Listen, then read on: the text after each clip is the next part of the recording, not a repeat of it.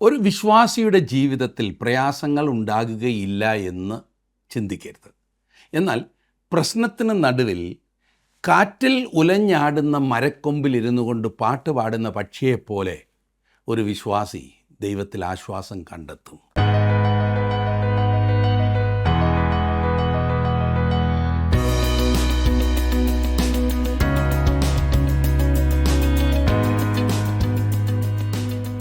ജീവസന്ദേശത്തിൻ്റെ Bible പഠന ക്ലാസ്സിൽ പങ്കെടുക്കുന്ന എല്ലാ പ്രിയപ്പെട്ടവർക്കും ഞങ്ങളുടെ സ്നേഹവന്ദനങ്ങൾ. അപ്പോസ്തലനായ വിശുദ്ധ പൗലോസിന് കർത്താവിൻ്റെ സർവ്വസഭകളെക്കുറിച്ചും വലിയ ചിന്തയും ഭാരവും ഉണ്ടായിരുന്നുവെന്ന് നമുക്കറിയാം. എങ്കിലും ഫിലിപ്പിയർക്ക് എഴുതിയ ഈ ലേഖനത്തിൽ അവരോടുള്ള പ്രത്യേകമായ വാത്സല്യവും സ്നേഹവും നമ്മൾക്ക് കാണുവാൻ കഴിയും. അതിൽ അതിശയിക്കാനൊന്നുമില്ല എന്ന് നമുക്കറിയാം. കാരണം ഫിലിപ്പിയിലുള്ള വിശ്വാസികളും പൗലോസിനെ വളരെയധികം സ്നേഹിക്കുകയും പ്രാർത്ഥിക്കുകയും കരുതുകയും ചെയ്യുന്നതായി നമ്മൾ ഈ ലേഖനത്തിൽ തന്നെ പലപ്പോഴായി കണ്ടു. കർത്താവിൻ്റെ കഷ്ടങ്ങളിൽ പങ്കാളിയാകുന്നതിൽ വളരെയധികം സന്തോഷിച്ചിരുന്ന വ്യക്തിയായിരുന്നു പൗലോസ്. അതിന് കാരണം കർത്താവിൽ നിന്ന് താൻ അനുഭവിച്ചിരുന്ന ആശ്വാസമായിരുന്നു. മാത്രമല്ല, സകല കഷ്ടങ്ങളിലുമുള്ള മറ്റുള്ളവരെ ആശ്വസിപ്പിക്കുവാൻ അത് തന്നെ പ്രാപ്തനാക്കി. തൻ്റെ സകല കഷ്ടതയിലും സന്തോഷം എനിക്ക് കവിഞ്ഞിരിക്കുന്നുവെന്നാണ് അദ്ദേഹം സാക്ഷ്യപ്പെടുത്തുന്നത്. ഫിലിപ്പിയർക്ക് എഴുതിയ ലേഖനം 4-ാം അധ്യായം അതിൻ്റെ 5 വരെയുള്ള വാക്യങ്ങളാണ് നമ്മൾ ചിന്തിച്ചത്. ഇന്ന് 6-ാം വാക്യം നമുക്ക് ഒരുമിച്ച് ശ്രദ്ധിക്കാം.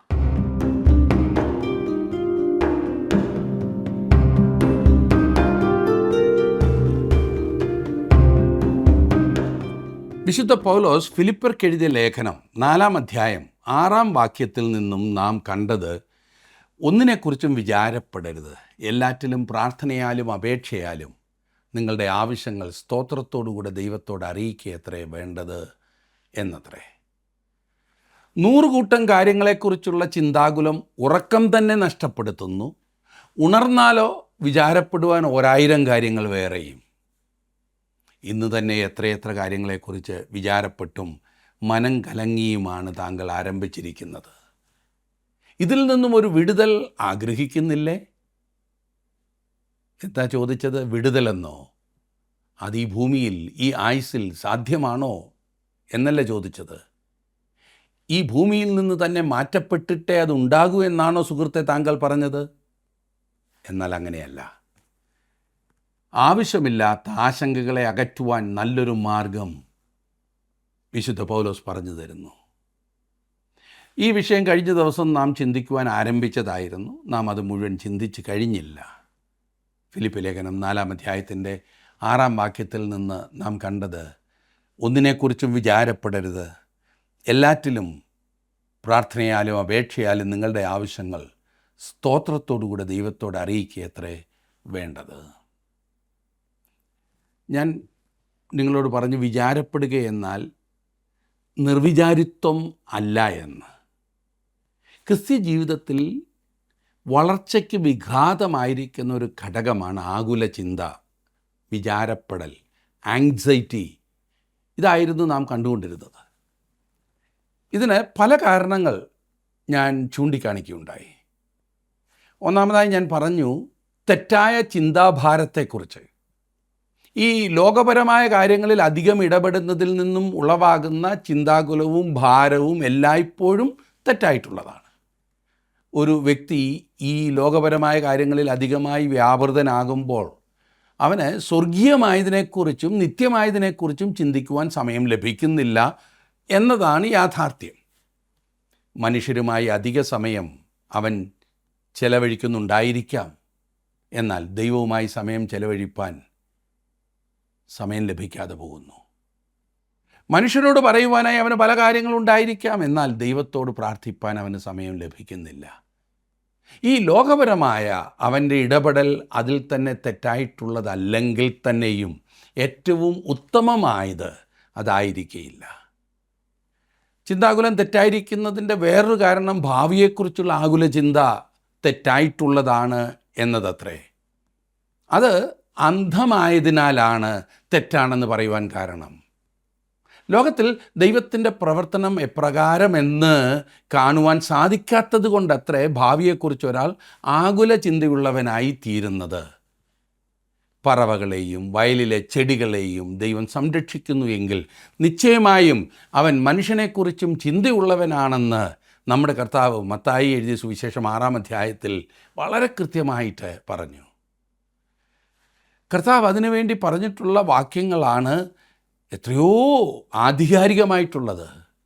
ഭാവിയെക്കുറിച്ച് ചിന്താകുലപ്പെടുന്നത് പ്രയോജനരഹിതമായതുകൊണ്ടും അത് തെറ്റാണെന്ന് പറയുവാൻ കഴിയും. അത് അന്ധതയാണ്. അതുകൊണ്ടാണ് നമ്മുടെ പ്രിയ സാധു കൊച്ചുഞ്ഞുപദേശി പാടിയത് ഓർക്കുന്നില്ലേ? ആരും എനിക്കില്ലെന്നും ഞാൻ ഏകനായി തീർന്നുവെന്നും മാനസത്തിൽ ആദി പൂണ്ടു ക്ലേശിപ്പാൻ സാധു അന്ധനായി തീരരുതേ ദൈവമേ എന്ന്. വിചാരപ്പെടുന്നത് കൊണ്ട് യാതൊന്നും നേടുവാൻ കഴിയുകയില്ല. ആകുല ചിന്ത അവിശ്വാസത്തെയാണ് സൂചിപ്പിക്കുന്നത്. അതുകൊണ്ടും അത് തെറ്റായ കാര്യമാണ്. ആകുല ചിന്ത ഒരു മനുഷ്യനെ പ്രതികൂലങ്ങളെ അതിജീവിക്കുവാൻ കഴിയാത്തവനാക്കി തീർക്കുന്നു. നമ്മുടെ ശക്തി നഷ്ടപ്പെടുകയാണ് ചിന്താകുലത്താൽ. പ്രതികൂലത്തെ അഭിമുഖീകരിക്കുവാൻ ഒരു വ്യക്തിയെ ആകുല ചിന്ത സഹായിക്കുന്നില്ല എന്ന് മാത്രമല്ല, അതവനെ ബലഹീനമാക്കി തീർക്കുകയേ ചെയ്യുകയുള്ളൂ. തന്മൂലം തനിക്ക് ശരിയായി ക്രിയാത്മകമായി ചിന്തിച്ച് പ്രവർത്തിപ്പാൻ സാധിക്കാതെ വരുന്നു. മൂന്നാമതായി, അനിവാര്യമല്ലാത്ത കാര്യങ്ങൾക്ക് വേണ്ടി ശക്തിയും കഴിവുകളും വ്യയം ചെയ്യേണ്ടി വരുമ്പോൾ ആകുല ചിന്ത തെറ്റാണ്. അതുകൊണ്ടാണ് ബഥാനിയയിലെ മാർത്ത തെറ്റുകാരിയായി രേഖപ്പെടുത്തിയിരിക്കുന്നത്. ലൂക്കോസിൻ്റെ സുവിശേഷം 10-ാം അധ്യായത്തിൻ്റെ 41 മുതലുള്ള വാക്യങ്ങളിൽ നാം അത് വായിക്കുന്നു. ഒരു വലിയ ഭോജനമല്ല ആ സമയത്ത് യേശു കർത്താവിന് ആവശ്യമായിരുന്നത്.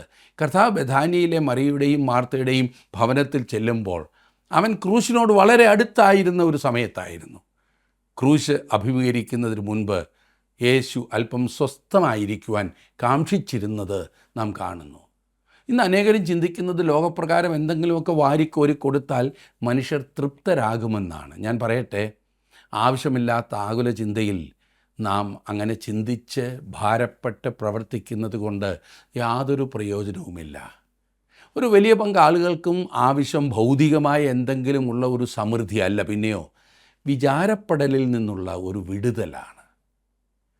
തെറ്റായ ചിന്താഭാരത്തെക്കുറിച്ച് നോക്കുമ്പോൾ നാലാമതായി നാം ഒരു കാര്യം കൂടെ കാണുന്നുണ്ട്. തെറ്റായ ആളുകളെ എപ്രകാരം പ്രീതിപ്പെടുത്താമെന്ന ഒരു ചിന്താകുലം. കൊരിന്ത്യർക്ക് എഴുതിയ 1-ാം ലേഖനം 7:32 മുതൽ 34 വരെയുള്ള വാക്യങ്ങളിൽ നാം അത് വായിക്കുന്നുണ്ട്. മനുഷ്യരെ പ്രസാദിപ്പിപ്പാനല്ല, ദൈവത്തെ പ്രസാദിപ്പിപ്പാൻ അത്രേ നോക്കേണ്ടത്. ഒരു വ്യക്തി ദൈവത്തെ ഭയപ്പെടുന്നുവെങ്കിൽ അവൻ യാതൊരു മനുഷ്യനെയും ഒരിക്കലും ഭയപ്പെടുകയില്ല, ഭയപ്പെടേണ്ടതില്ല. ഭാരം താൻ തന്നെ വഹിച്ചുകൊണ്ട് നടക്കുവാൻ ശ്രമിക്കുന്നത് അഹങ്കാരമാകുന്ന പാപത്തിന് തുല്യമാണ്. എല്ലാവിധമായ ചിന്താകുലങ്ങളും യഥാർത്ഥ സൗമ്യതയ്ക്കെതിരാണ്. അപ്രകാരമുള്ള സാഹചര്യങ്ങളിൽ ആകുലപ്പെടുക എന്നാൽ അഹങ്കാരിയായി തീരുക എന്നാണ് അർത്ഥമാക്കുന്നത്. ഒരു ക്രിസ്തുവിശ്വാസിയുടെ ജീവിതത്തിൽ ക്രിസ്തുവിന് വേണ്ടിയുള്ള സമ്പൂർണ്ണ സമർപ്പണത്തെ തടസ്സപ്പെടുത്തുന്നതാണ് ഈ ആകുല ചിന്ത എന്നുള്ളത്. ദൈവത്തെ കൂടാതെ സ്വയമായി കാര്യങ്ങൾ നിർവഹിക്കാം എന്ന ഒരു പരിപാടിയാണ് ആകുല ചിന്തയിലേക്ക് നമ്മെ നയിക്കുന്നത്. നാശത്തിനു മുൻപേ ഗർവം, വീഴ്ചയ്ക്ക് മുമ്പ് ഉന്നതഭാവം എന്ന സദൃശവാക്യങ്ങളിൽ നാം വായിക്കുന്നത് ഈ അർത്ഥത്തിലാണ്.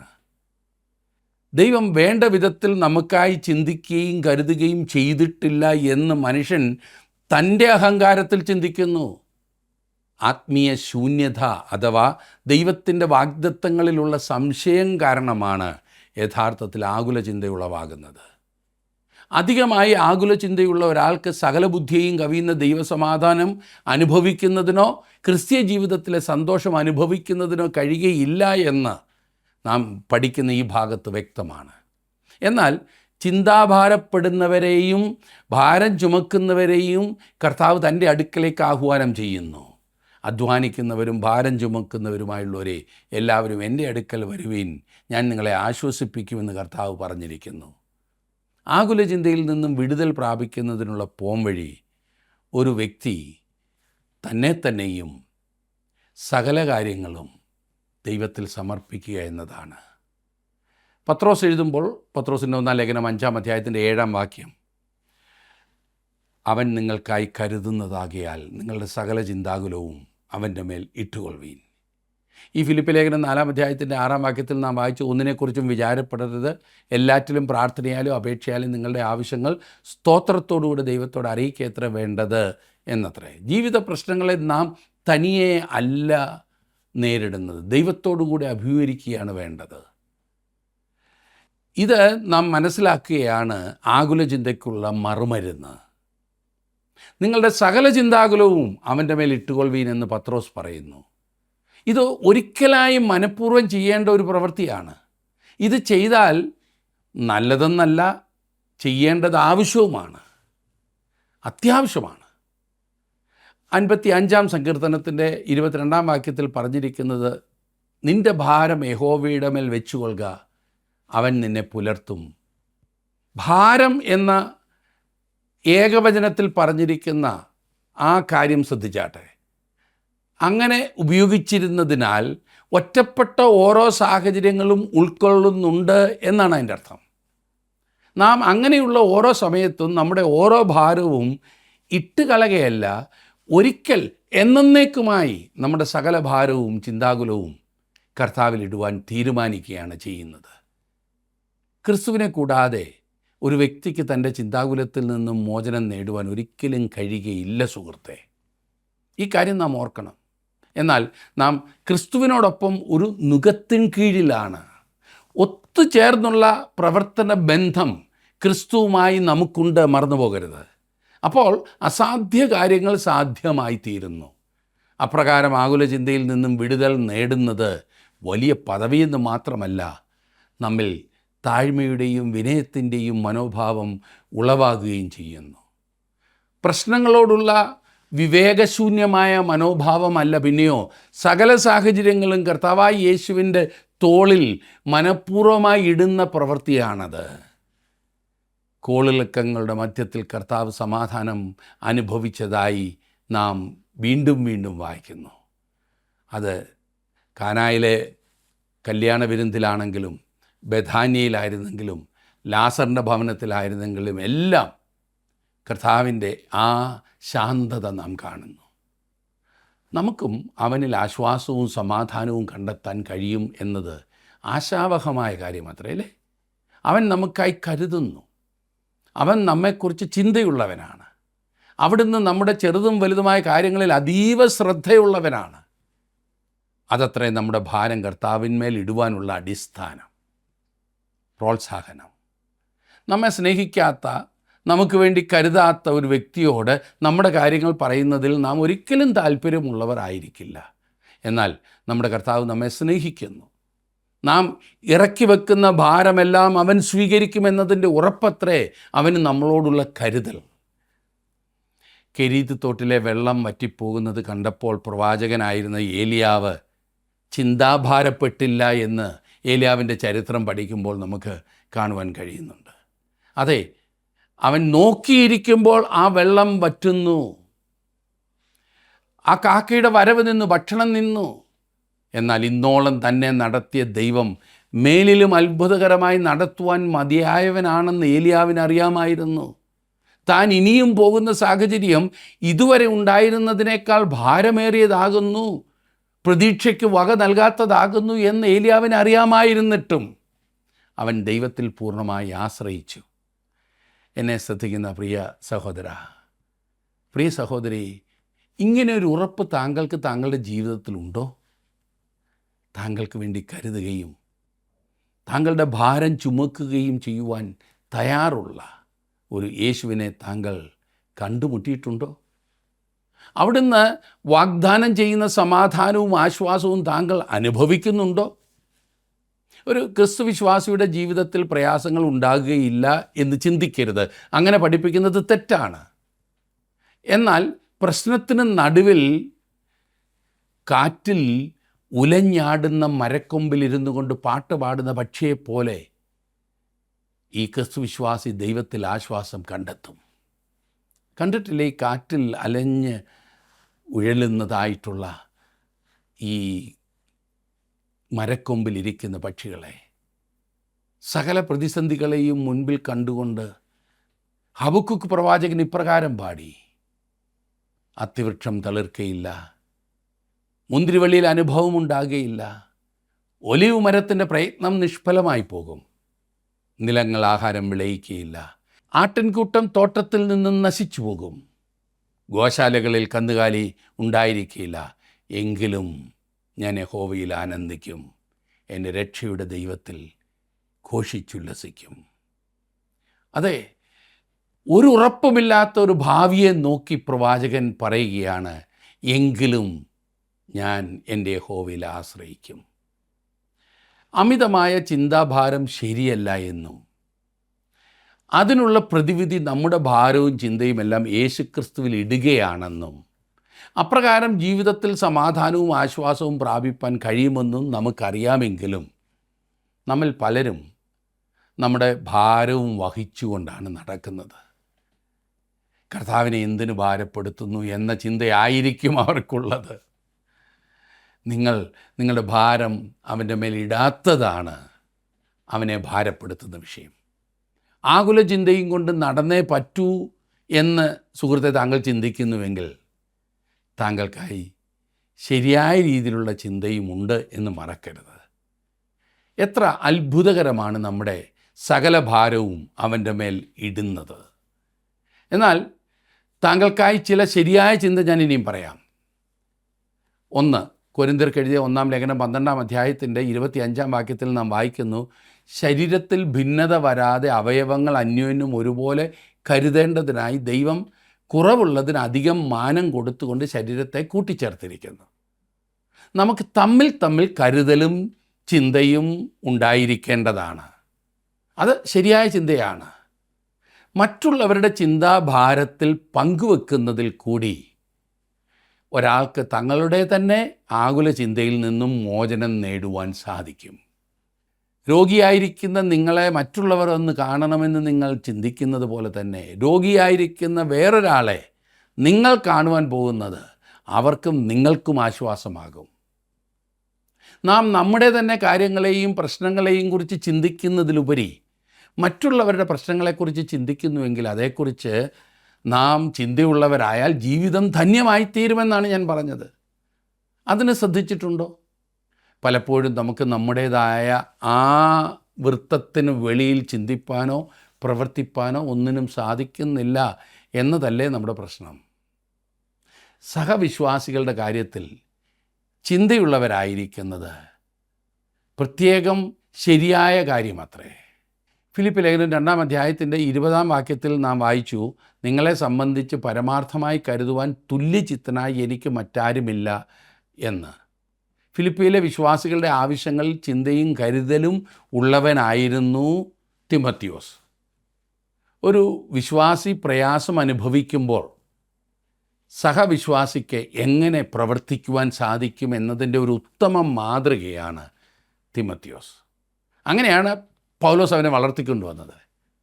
അങ്ങനെ ഒരു വിശ്വാസി പ്രയാസം അനുഭവിക്കുമ്പോൾ സഹവിശ്വാസികൾക്ക് ഒരിക്കലും സന്തോഷമായിരിക്കാൻ സാധിക്കില്ല. സന്തോഷം എന്നതുകൊണ്ട് ഞാനിവിടെ ഉദ്ദേശിച്ചത് പുറമേയുള്ള കാര്യമാണ്. തീർച്ചയായും എല്ലാ സാഹചര്യത്തിലും ഒരു വിശ്വാസി സന്തോഷമുള്ളവനായിരിക്കും അല്ലെങ്കിൽ ഉള്ളവളായിരിക്കും എന്ന കാര്യത്തിൽ സംശയമില്ല. വേറൊന്ന്, ക്രിസ്തുവിൻ്റെ സഭയെക്കുറിച്ച് ചിന്തയും ഉണ്ടായിരിക്കേണ്ടത് ശരിയായ കാര്യമാണ്.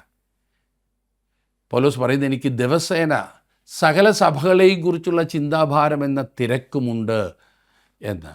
കൊരിന്ത്യർക്ക് എഴുതിയ 2-ാം ലേഖനം 11-ാം അധ്യായത്തിൻ്റെ 28-ാം വാക്യത്തിൽ നാം അത് വായിക്കുന്നു.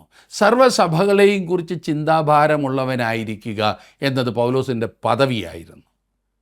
നമുക്ക് ക്രിസ്തുവിൻ്റെ സഭയെക്കുറിച്ച് ചിന്തയും ഭാരവുമുണ്ടോ? നാം തെറ്റായ പ്രവണതകളിൽ തെറ്റായ കാര്യങ്ങളിൽ ഭാരപ്പെട്ടൊരിക്കലും നമ്മുടെ സമയം കളയരുത്. എന്നാൽ ശരിയായ വിധത്തിലുള്ള ഭാരം എപ്പോഴും നമുക്ക് പ്രയോജനം ചെയ്യും. നമുക്ക് മാത്രമല്ല, ക്രിസ്തുവിൻ്റെ ശരീരമാകുന്ന സഭയ്ക്കും പ്രയോജനം ചെയ്യും. തെറ്റായ പ്രവണതകളെ എങ്ങനെ നേരിടാമെന്ന് നാം ചിന്തിച്ച് മുൻപോട്ട് പോകുമ്പോൾ തന്നെ ശരിയായ കാര്യങ്ങൾ എങ്ങനെ ചെയ്യാമെന്ന് നാം ചിന്തിക്കേണ്ടതുണ്ട്.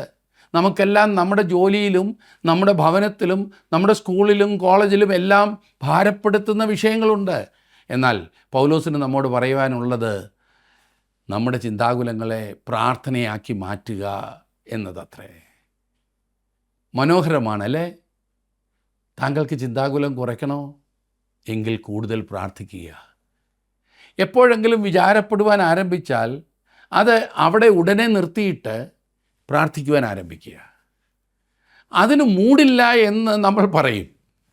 ഞാൻ ശ്രമിച്ചു, പക്ഷേ അന്നേരവും പ്രശ്നമാണ് തലയിൽ നിറഞ്ഞു നിൽക്കുന്നത് എന്നാണ് പലരും പറയുന്നത്. അനേകം ആളുകൾ ആകുല ചിന്തയിൽ നിന്നും വിടുതൽ പ്രാപിപ്പാനായി മദ്യത്തിൻ്റെയും മയക്കുമരുന്നിൻ്റെയും അടിമകളായി തീരുന്നു എന്ന് ഞാൻ പറഞ്ഞല്ലോ. എന്നാൽ എൻ്റെ അടുക്കൽ വരിക, ഭാരം എൻ്റെ മേൽ ഇടുക, ഞാൻ നിങ്ങൾക്ക് ആശ്വാസം തരുമെന്ന കർത്താവിൻ്റെ വാക്കുകളിൽ വിശ്വസിപ്പാനും അത് പരിശോധിച്ച് നോക്കുവാനും അവർ തയ്യാറാകുന്നില്ല. എന്നെ ശ്രദ്ധിക്കുന്ന പ്രിയ സുഹൃത്തെ, താങ്കൾ ഭാവിയെക്കുറിച്ച് ചിന്താകുലപ്പെട്ടുകൊണ്ടിരിക്കുന്ന ഒരു വ്യക്തിയാണോ? നിങ്ങളുടെ കുട്ടികളുടെ വിദ്യാഭ്യാസമാകാം, അവരുടെ വിവാഹമാകാം, അവരുടെ തൊഴിലാകാം, പുരോഗതിയാകാം, കുടുംബത്തെ ബാധിച്ചിരിക്കുന്ന കടഭാരമാകാം, രോഗം, അതുപോലെയുള്ള കാര്യങ്ങളൊക്കെ ആകാം. ഇവയെക്കുറിച്ചൊക്കെ ചിന്താഭാരപ്പെട്ട് കഴിയുന്ന പ്രിയ സഹോദര, എന്നെ ശ്രദ്ധിക്കുന്ന പ്രിയ സഹോദരി, നിങ്ങളുടെ ചിന്താകുലങ്ങളെ ഏറ്റെടുക്കാമെന്ന് വാഗ്ദത്തം ചെയ്തൊരു യേശു ജീവിക്കുന്നു. നിങ്ങളുടെ ആകുല ചിന്തകളും ഭാരങ്ങളും ആയി നിങ്ങൾ യേശുവിൻ്റെ അടുത്തേക്ക് കടന്നു ചെല്ലുക. അവൻ നിങ്ങൾക്കായി കരുതുന്നതാകയാൽ നിങ്ങളുടെ സകല ചിന്താകുലവും അവൻ്റെ മേലിട്ടുകൊള്ളുക. അവൻ നിങ്ങൾക്ക് വിടുതലും ആശ്വാസവും നൽകും. ഒന്നിനെക്കുറിച്ചും വിചാരപ്പെടരുത്. എല്ലാറ്റിലും പ്രാർത്ഥനയാലും അപേക്ഷയാലും നിങ്ങളുടെ ആവശ്യങ്ങൾ സ്തോത്രത്തോടുകൂടി ദൈവത്തോട് അറിയിക്കുക എത്ര വേണ്ടത്. സകലത്തെക്കുറിച്ചും നാം ദൈവത്തോട് പ്രാർത്ഥിക്കണം. അതുകൊണ്ടാണ് ഒന്നിനെക്കുറിച്ചും വിചാരപ്പെടരുത് എന്ന് പൗലോസ് അപ്പോസ്തലൻ പറഞ്ഞിരിക്കുന്നത്. നമ്മുടെ ജീവിതത്തിലെ സകല കാര്യങ്ങളും ദൈവത്തോട് പറയണമെന്നർത്ഥം. ഒന്നും വിട്ടുകളയരുത്. ഇവിടെ ക്രിസ്തീയ പ്രാർത്ഥനയുടെ 3 ഘടകങ്ങൾ പൗലോസ് വിശദീകരിക്കുന്നത് നിങ്ങൾ ശ്രദ്ധിച്ചോ? പ്രാർത്ഥന, അപേക്ഷ, സ്തോത്രം. ഇവിടെ പ്രാർത്ഥന എന്നതിനാൽ ആരാധന എന്ന അർത്ഥമാണ് വരുന്നത്. ഇംഗ്ലീഷിൽ അഡോറേഷൻ, വർഷിപ്പ്. ആരാധന എന്ന് പറഞ്ഞാൽ എന്താണ്? ആരാധന എന്നാൽ ദൈവത്തിൻ്റെ യോഗ്യതയെ പ്രഘോഷിക്കുന്നതാണ് ആരാധന. എൻ്റെ സകല ചിന്താകുലങ്ങളെക്കാളും വലിയവനായ എൻ്റെ ദൈവത്തെ ഞാൻ കാണുന്ന സമയമാകുന്നു ആരാധനാ സമയം. ഒരു നല്ല ഉദാഹരണമാണ് പ്രവാചകനായിരുന്ന യെശയ്യാവിൻ്റെ അനുഭവം. നല്ല രാജാവായിരുന്ന ഉസിയാവ് മരിച്ചു. രാജ്യത്തിൻ്റെ എല്ലാ പ്രതീക്ഷകളും തകർത്തുകൊണ്ട് ഉസിയാവ് പോയി.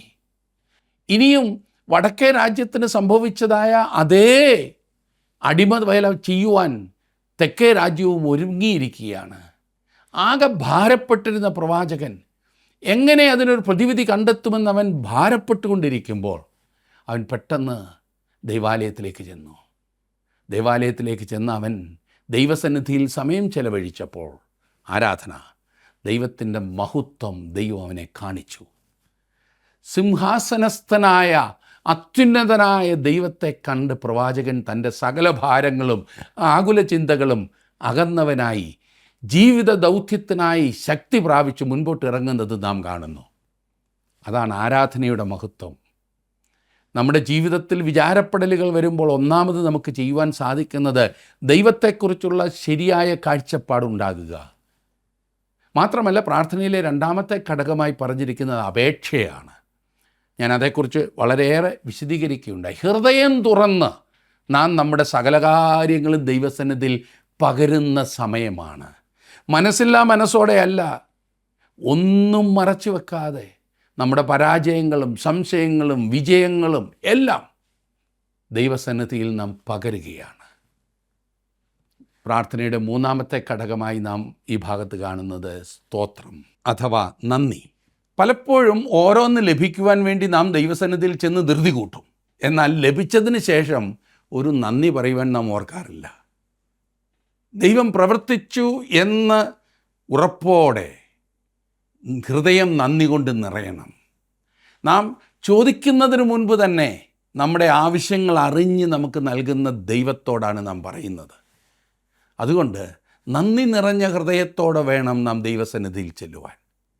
പൗലോസ് പറയുകയാണ്, ഒന്നിനെക്കുറിച്ചും വിചാരപ്പെടരുത്, എല്ലാറ്റിലും പ്രാർത്ഥനയാലും, അത് ആരാധന, അപേക്ഷയാലും ദൈവത്തോടെല്ലാം പറയുന്ന അനുഭവം, സ്തോത്രത്തോടെ നിങ്ങളുടെ ആവശ്യങ്ങളെ ദൈവത്തോട് അറിയിക്കുക എത്രേ വേണ്ടത്. ജീവിതത്തിൽ ഇതുവരെ അങ്ങനെ നിങ്ങൾ ചെയ്തിട്ടില്ല എങ്കിൽ ഈ ദൂത് ഇന്ന് കേട്ടതിന് ശേഷം നിങ്ങൾ താഴ്മയോടെ ദൈവസന്നിധിയിൽ അതിനുവേണ്ടി ശ്രമിക്കുമോ? തീർച്ചയായിട്ടും ദൈവം നിങ്ങളെ അതിനായി സഹായിക്കും. എൻ്റെ ജീവിതാനുഭവമാണ്. അവൻ സഹായിപ്പാൻ ഇന്നും നമ്മുടെ മധ്യത്തിലുണ്ട്. ദൈവം നിങ്ങളെ സമൃദ്ധിയായിട്ട് അനുഗ്രഹിക്കട്ടെ. ആകുല ചിന്തകളില്ലാത്ത അനുഗ്രഹീത ജീവിതം നിങ്ങൾക്കും നിങ്ങളുടെ കുടുംബങ്ങൾക്കും അവൻ പ്രദാനം ചെയ്യട്ടെ എന്ന് ഞാൻ പ്രാർത്ഥിക്കുന്നു. ദൈവം നിങ്ങളോടുകൂടി ഇരിക്കട്ടെ.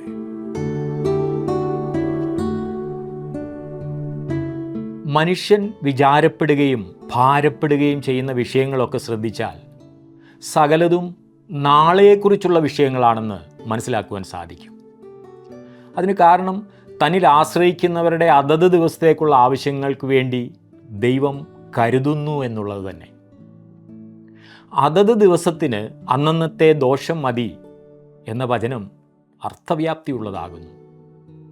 ആകാശത്തിലെ പറവകളെ നോക്കുവീൻ, അവ വിതയ്ക്കുന്നില്ല, കൊയ്യുന്നില്ല, കളപ്പുരയിൽ കൂട്ടിവയ്ക്കുന്നതുമില്ല, എങ്കിലും സ്വർഗസ്ഥനായ നിങ്ങളുടെ പിതാവ് അവയെ പുലർത്തുന്നു എന്നാകുന്നു ക്രിസ്തു അരുളിച്ചെയ്തത്. അതെ, നമ്മുടെ പിതാവ് ആരെന്നുള്ള തിരിച്ചറിവ് നമ്മുടെ വിചാരങ്ങളെയും ഭാരങ്ങളെയും നീക്കുവാൻ മതിയായതാകുന്നു. ഈ ദൈവം നിങ്ങളുടെ പിതാവാകുന്നുവെങ്കിൽ അവിടുത്തെ രാജ്യവും അവിടുത്തെ നീതിയും അന്വേഷിക്കുക.